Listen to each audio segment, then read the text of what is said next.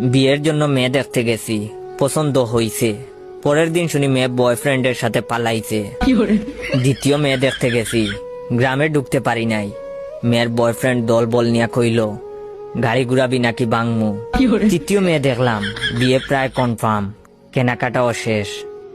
বিয়ের আগের দিন মেয়ে ফোন দিয়া কইল বয়ফ্রেন্ডের লোকে রাগারাগি করে বিয়েতে হা বলছি, এখন ঝগড়া মিটছে, আমাকে বিয়ে করলে করতে পারেন, তবে আমি চান্স পেলেই বাগবো। চতুর্থ মেয়ের সাথে প্রায় বিয়ে হয়েই গেছে, প্রথম কবুল বলে ফেলেছি। দ্বিতীয়টা বলার আগেই মেয়ের বয়ফ্রেন্ডের অতর্কিত হামলা, লাঠির বাড়ির চুটে গাল অমনেই হা হইয়া আছে, 3 হাত পা ভাঙছে, হাসপাতালে নেওয়ার কেউই ছিল না। পঞ্চম মেয়েকে দেখতে আমাকে হাসপাতালে রেখেই বাপ মা মেয়ে দেখতে গেছে।